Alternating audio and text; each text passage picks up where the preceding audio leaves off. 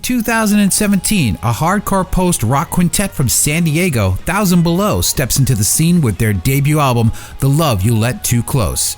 After a second successful record in 2019, a self-produced EP with retellings of the band's former tracks and millions of downloads on Spotify, the band changes gears in 2020-2021 and, against record company advice, are releasing concurrent singles beginning with their latest track, Gone to Me. We sit down with the lead singer, James DeBerg, for a very insightful conversation about the way going forward for Thousand Below. This is a 99 WNRR and Launchpad Live exclusive with James DeBerg. What's up, guys? I'm James DeBerg from Thousand Below, and you're listening to 99 WNRR.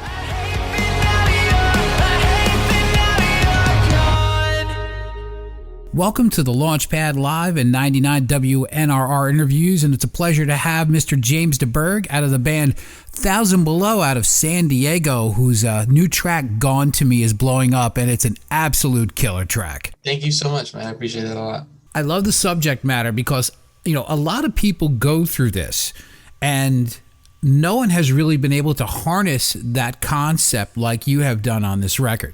Yeah, it's like a lot of songs are more about the middle and the beginning of it and not about the way after effect of stuff like that. So, I thought it was cool. How do you channel that, though?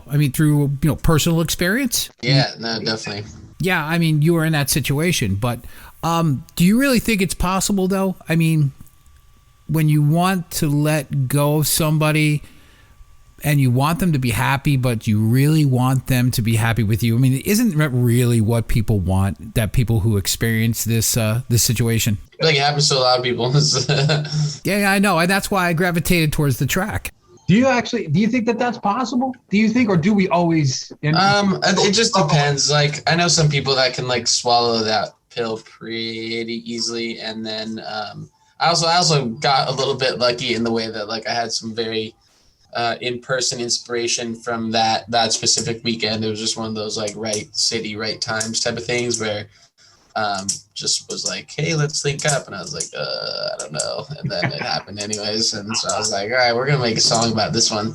Yeah. I was like, let's jump in on this. But yeah, that was the story for that pretty much. Yeah, I hear that.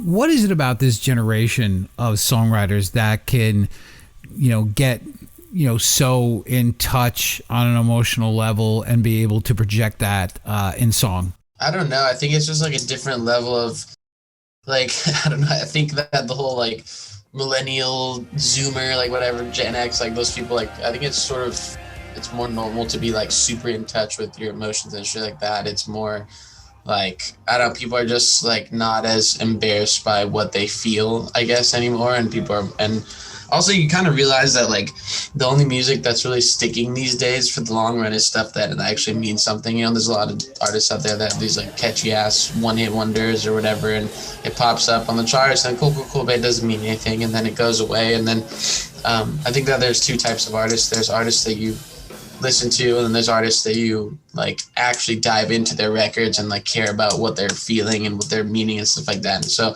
and some artists do very well actually making a career off of just stuff that's easy to listen to, and they do it a bunch of times, and that's totally fine. We wanted stuff that someone could dive into, we when we make albums, I feel like everyone that knows anything about our band knows that it goes very deep. There's a whole picture there to pay attention to, and we pride ourselves in that also because we're not just for this reason, but also we don't look like super rocker dudes, when we're out on tour. We're not acting super we're badass. We're just fucking nerds that make some music and have a good time, and people know we're kind of goofy. We interacting with our fans on Twitter and stuff like that in really funny ways. To us, it's just we try to make it all about the music and nothing else, and some bands they're good at creating an experience that fans want. They dress up and do crazy hair, makeup or whatever. That's totally fine. It's just our thing personally is it's just the music. That's the only reason that we do it. We try and be pretty prominent about that. So what era and what bands did that for you? You know, I mean, we could talk about like bands like MCR and stuff like that. What were the bands that did it for you? Yeah, there's I think there's like two bands that really did it for me that where I realized like just the music and also like the vibe. But the vibe, I mean like all these little things add up to so much in my head. Like it's weird, like the font of your band name and stuff like that, and the way your art looks. I think all that stuff cultivates like a certain feeling around every band. I'm sure some people don't look into it that in depth, but I'm like pretty like anal, I guess, about that stuff when it comes to our band. Those are the things I do care about aesthetically. But like bands like I watched the story so far is a pretty like far off genre reference, but I watched them like grow up from playing to 5 people in San Diego to like obviously being as big as they are now, and just watching them always act the same and just kind of chill and just like they would literally just go up on stage, play their music, and like vibe to it however they wanted, and there wasn't any sort of extra craziness. Another band called Being as an Ocean, they're also from San Diego. They're pretty poppin', and their like vibe and aesthetic I've always been very into. It's kind of just like dress a little bit cool how you want, but also don't make a big, facade out of it. And just put out music that means something consistently, and you will be rewarded for it. Like the fans will really, and they can sniff it out too. Like as much as we always say like, oh, the masses don't know anything. It's like, no, they can tell when something is, they know when stuff is like real, Yeah. I was asking on that point. I was asking Aaron from OM&M just the other day about how. When you're a young band and you're full of piss and vinegar and all of these things are very real to you, and all of a sudden you turn around, you're 30 years old and you're playing the similar music, at what point, does it become transparent or even pretentious and kind of a mockery of itself, so to speak? I don't know. Like I've especially on that subject, I never really resonated with that. I gotta just party pretty hard. I honestly respect anyone out there that makes their way through life just sort of raw dogging it, like having to feel everything. I am not a fan of that. I'm a big fan of just, oh wow, this week sucked, let's go get obliterated, but tastefully, hopefully. But I don't know, like every band has their own core values. I think also where you grow up and where a band is from can greatly alter like the vibe. Like a band from Ohio is just going to be very different than a band from Sydney. Oh, yeah. And then there's those bands from Florida, which everyone from Florida is fucking crazy. So like they are, and they're cropping up like crazy right now. Florida's like super hot spot. I'm like, what? Yeah, it's a really cool music scene. San Diego used to be like amazing too. Back in the day, there was like this like there's this venue called Soma, and the local scene was so poppin'. Like every local show was sold out. There's a studio called EXP Studios where all like the cool bands in San Diego would go practice together, and there was a stage there so you could do like practice shows and stuff, and everyone would critique each other and have a good time. It was kind of chaotic. It was kind of nuts. Like there was very little supervision. There's a lot of like young people running around there, like me especially, running around there when you're like 15, 16, and just like, I don't know, it's crazy. But yeah, no, like where your home vibe, your home venue is, that wherever that is in the city has a massive impact on how things will come out for you guys and how your band like acts and is. But yeah, you guys come from a town with such a rich history of launching amazing careers and even a genre of music. What are 3 bands that from the San Diego area that do it for you? For me, it was like in like my like I guess what the scene was to me when I was growing up. There was like Casino Madrid. That's like a band that some people may have heard of. There was another band called Adestria. Those were some like very personal friends of mine. I'm trying to think of like the third big 3 band there. Also like that Lower Definition band. I was never that into them, but all my friends were. Lower D was from, most of them were from San Diego.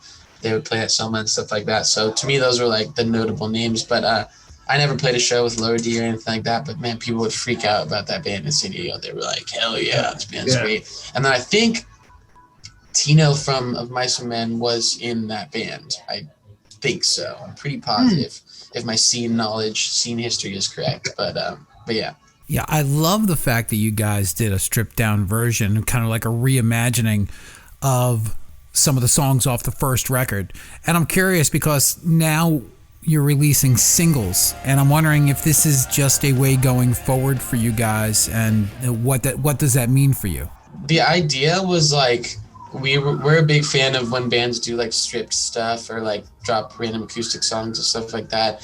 And obviously, like when you're a band that signs a record contract that's very like set in stone of you get this many records, here's your budget, blah blah. It's kind of hard to like convince your label to be like, hey, can we do an EP or some shit like that? So we were just like, we're just gonna do it ourselves, you know. We're just gonna like we're also, it was in like the middle of quarantine and all that stuff. So we're like, let's just make some music at home. And it was like a sort of a, how do you call it, like test for us to see if we could make some high quality music out of our bedrooms. You know, we hadn't like made anything at home in this band yet. All the other records were like in studios and stuff with producers or whatever. And so we were like, let's just make some on our own. We all have like nice setups. Let's see what we can pull off. And we just got to working. And then I told them, I was like, hey, I really want to make like an original acoustic song. I wanted the EP to be like just a bunch of originals. But then my band was like, no, let's do like one original and then the rest will be like stripped renditions. So that was a nice compromise. But I told them, I was like, I just want an acoustic song in 3/4 because I really like, and acoustic songs are in that timing. Everything's just like, just I don't know what it is, but they're always great. And so I asked them for that, and then that's how Let Go of Your Love came to be. And then that song just sort of like came together way better than we thought it was going to. And then yeah, we did that in our houses. We had Chris come in, mix and master it, and it came out so nice. It came out so pretty. And then that Let Go of Your Love song, like again, that's an acoustic song that we made in our bedrooms. Like they recorded it in their room and then sent me the instrumental. And I just like tracked vocals in my room. And that song got like major playlisting. It's still in stuff with like Nirvana and like Pearl Jam and God, I don't know, a bunch of other like crazy things that like it's in a couple massive Spotify playlists. So to me, I was like, wow, it's wild how the softest thing we ever make is kind of like doing the biggest for our career, which is really interesting to me. But yeah. You guys are an established act, but yet still a fairly new band. Still, there are those years when you were cutting your teeth and learning about this business. What were some of the things that you thought you knew back then that you know now? Dude, like literally, I always think that I know everything about the music industry, and then a few months later, all of my knowledge is just completely washed out. So I sort of just like, there's some things that I know to be true that will be consistent, which is just like, if you just keep putting out music, it's going to do well for you. Like, as long as it's like, you know, not like throwaway stuff. I also know that, like you said earlier about like the shorter playlists of things or like the shorter amounts of records. I think that people just don't really have the attention span anymore to like dive into a record. You can literally see graphical data, like when you put out an album nowadays, the first 5 songs get way more plays than the last 5 songs. It's like just people just will listen to an album. Like they're not in their cars for as long. They're not listening to music as long. So I definitely think like shorter things are going to be, we're going to start seeing that be more of a thing. Whereas I think there's a reason why a lot of rappers and stuff are doing so well is because they get to just like put out singles, you know, put out an album. And then a few months later, fuck it, here's a single. Then next month, here's a single. It's constant like reminder that artist exists. It's constant like bringing people back to your Spotify page. And then also like if a song comes out and you click play and you're on Spotify, which I feel like most people use that, and that song ends, Spotify will then play another song of that artist. So you're getting like multiple streams of your old catalog from dropping one single, whereas you'd get that same amount of like reapplication of, I guess, algorithmic pressure to your Spotify if you drop 10 songs. So what's the point of dropping 10 songs when you can just drop one song and get the same benefit? Right. I know that sounds a little crazy. This is like stuff that I study all day. I like pay a lot of attention to this, and so I think there's going to be a whole different like change in structure of how bands start doing things. Where it's going to look more like how Bring Me the Horizon is, like how they'll do like a record, and then in between that they'll do like weird like experimental things that are shorter playlists. You know what I mean? And it's going to make them. That's going to be something that the fact that they have the freedom to do that is going to give that band a massive advantage. Also, they're just great and they're huge.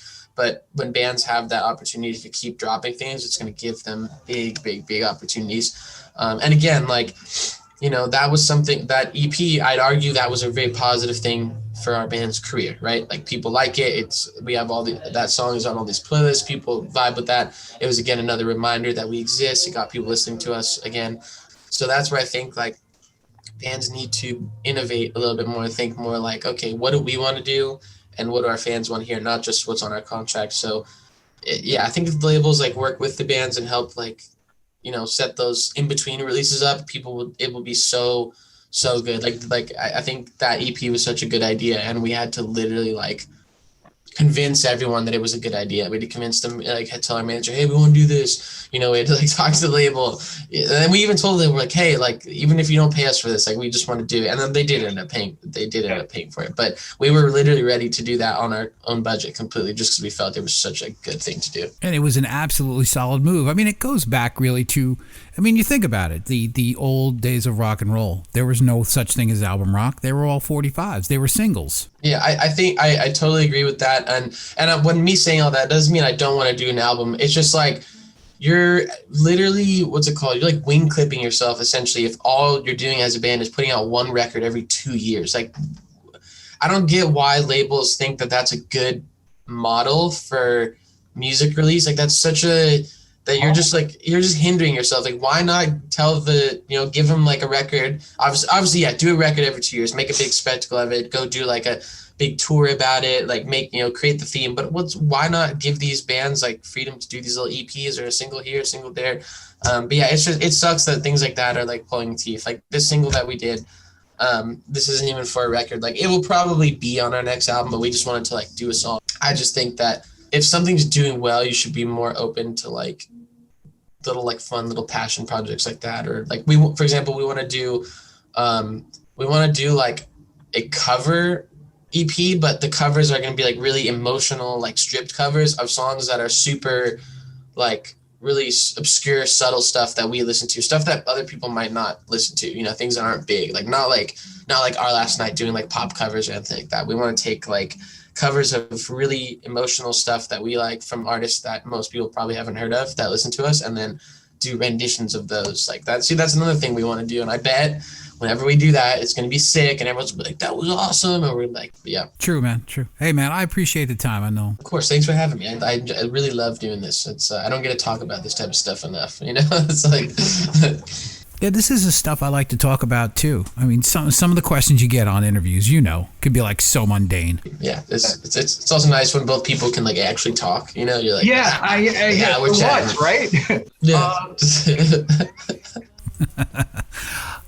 Now that you've gotten to this point in your career, what are some of the worst mistakes that that new independent bands up and coming? What are some of the biggest mistakes that they make? Oh God, mistakes. I don't know, like, because I believe heavily that everyone has their own, like every artist's path to success is unique. Like, you can't sort of copy one band's steps.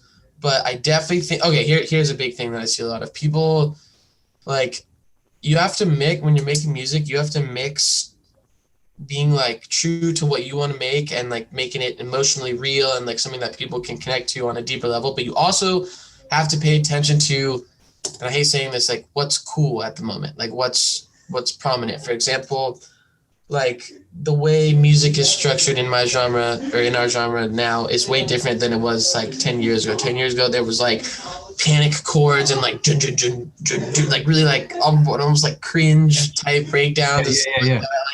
Like what's acceptable this year is definitely way different than what is cool in like the music scene 5 years prior. And a lot of times bands get hung up on what they thought was cool 5 years ago, and they're like, oh, we can bring that back or blah, blah, blah. It's like, in ways that you can, like when we made our first record, we were like, all right, we want to take aspects of like old school post-hardcore, but also make it modern. And again, that was something that with our band, like I think we got almost lucky in the way, I wouldn't say lucky so much, because I pay a lot of attention to this type of stuff of like, what's popping and like how, and my whole band is like this. We know we're very like current with things. And I see bands make songs that sound like they should have came out like 6 years ago, and no label is gonna give you the time of day if you can't pay attention to like what's real. Also mixes too. Like I'm so anal about mixes, and I think a lot of bands are just cool with letting their homie mix their record. And it's like, dude, just pay the extra like $300-$400 a song to get it mixed. Like for our first record, before we even had a band name, when we were making music, there's this guy named Andreas Magnuson who mixes a bunch of really like big metalcore records. He the record that made me like look up who he was Creation Destruction by Fit for a King. I just loved the sound of that album, and I was like, the next music that I put out has got to sound like that. It's got to be like that level of mix quality. So I went on this like epic quest to find all his personal information. I hit him up as, hey, you don't know who I am, like, you know, I'm so sorry to cold call you like this, but I love the mix on this. Can you mix my band's music? And we didn't have a band name or anything. And he goes, yeah, I mean, yeah, like send me stuff over. And that like cold call actually was something that helped our music career so much, because I sent him the stuff and then he called me like a week later. I was like, what's up, dude? He's like, dude, I know you don't know me and I don't know you. He's like, I just want to say, like, this is good music. He's like, I really like this. Like, he's like, if you guys need any help with anything, if you want me to like send this to some people, I'll do that for you. And I was like, really? I was like, holy shit. He's like, nice. Yeah. I was like, wow, that's like so nice. And so he knows a bunch of people at Solid State. So he was like, I can send this to some people at Solid State. So he did. And then right at that time, we started shopping the music around to other labels. And so that sort of created this like light little bidding war, which like when labels hear that one label wants to sign this band, it's like a high school boys trying to hang out with the hot girl that everyone wants to hang out with. You know, it's like very similar to that scenario. Very true. So he helped generate some like extra interest over there, and Solid State like wanted to sign us in the beginning. But we're not like a Christian band, so we were like, hey, you know. But just the thought that any label wanted to sign us was cool, and he was always just like, hey, anything you guys need. He's great at what he does. So, but yeah, bands don't spend enough money on like the quality of their music, because that stuff matters a lot. Yeah, agreed. Hey man, listen, thanks for the time, and I look forward to some new music and have you come back and let's talk some more. All right, bro. Have a good weekend. Thanks for the time. You too. Take care, man. Peace out. Bye-bye. Push me, tell me I'm breathing. Checking for pulses is your favorite distraction. Keep me left out, feeling exhausted. I feel like I'm haunted by a love that I used to hold. And I choked, you broke, did the things that you want to. I won't let go, but I feel like I got to. And I see you doing everything, see you doing everything you can just to feel good.